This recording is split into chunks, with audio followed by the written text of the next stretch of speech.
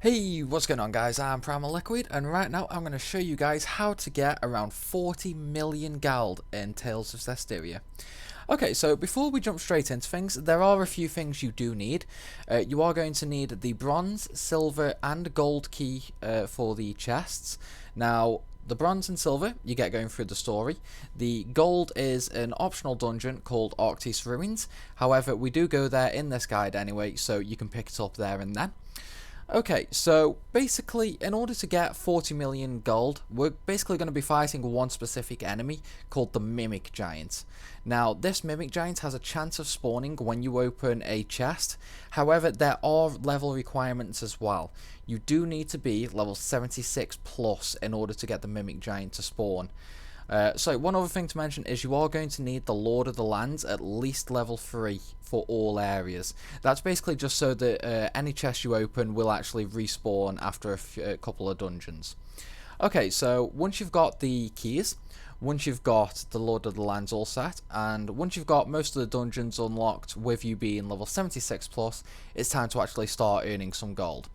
Okay, so what you want to do is, I suggest eating the deep fried prawns, which you can eat in Lahogran. Basically that is, for every 10,000 damage you do, you get an extra 75% gold. Now that doesn't stack soy, so you only need to do a minimum of 10,000 and you get 75% extra there. And then another thing that you're going to do is buy 15 drop bottles, or if you buy the item expenditure DLC, or if you get the item expenditure from the grade shop and you're on your second run, you would buy 30 drop bottles. And what they do is every time you use a drop bottle, your gold for that battle doubles. Okay, so once you've actually got the items and the food buff set, it's now time to actually start looking for these Mimic Giants. Okay, so we're going to look through 6 specific dungeons for them. The reason we choose these 6 dungeons is mainly due to the fact there are chests right next to the save point, so you can quickly bounce between them. Now, the chance for a Mimic Giant spawning is... it's not amazing, but it's not ridiculous either. I've had runs where I've only gotten 1 Mimic Giant, like the first run that you're going to see here. But then I've also had runs where I get 3 Mimic Giants in the first area.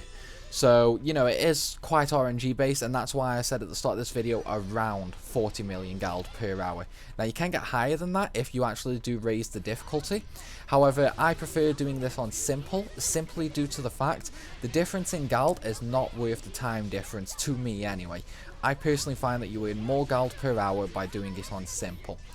Okay, so the 6 dungeons we're going to be going to are Arctis Ruins, Ganglin Ruins, Walish Ruins, Gafaris Ruins, Tintagle Ruins, and Remains of Merkior. Now, as I said, the reason we're choosing these 6 dungeons is mainly due to the fact there are chests located extremely close to the save point, and that is what we're after. So what you're going to do is you're going to go into these dungeons, you're going to go to the chests that you can see in the video.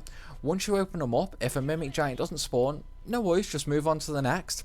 And once a Mimic Giant does spawn, what you want to do is, I typically suggest starting off the battle by getting your 10,000 damage straight away. And then as soon as you hit that 10,000 point, stop attacking and start using all your drop bottles. Now, if you have 30 drop bottles and you get your food buff, you will get around 6 million gold per battle on simple.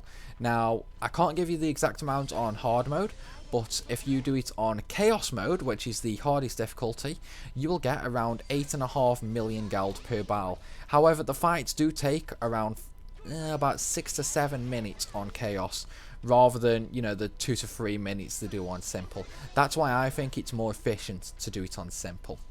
But anyway, once you've gone through these 6 dungeons and you've actually picked up all the chests, it's not time to save and reload or anything like that, because the first dungeon you went to, the chests in there will actually have respawned now as long as you have the option enabled on the Lord of the Land.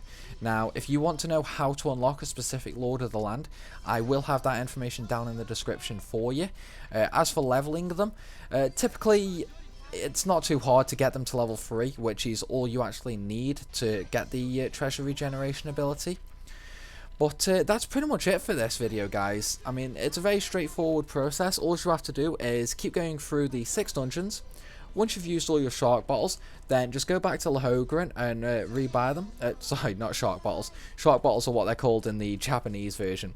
You're going to use all your drop bottles. Once you've used them all, go back to Lahogran and rebuy them, and then just carry on with where you were previously. Now, if you get a Mimic Giant in the first chest in a dungeon, I don't really think it's worth it all that much to go back to town, buy them, and then come back and finish the dungeon off.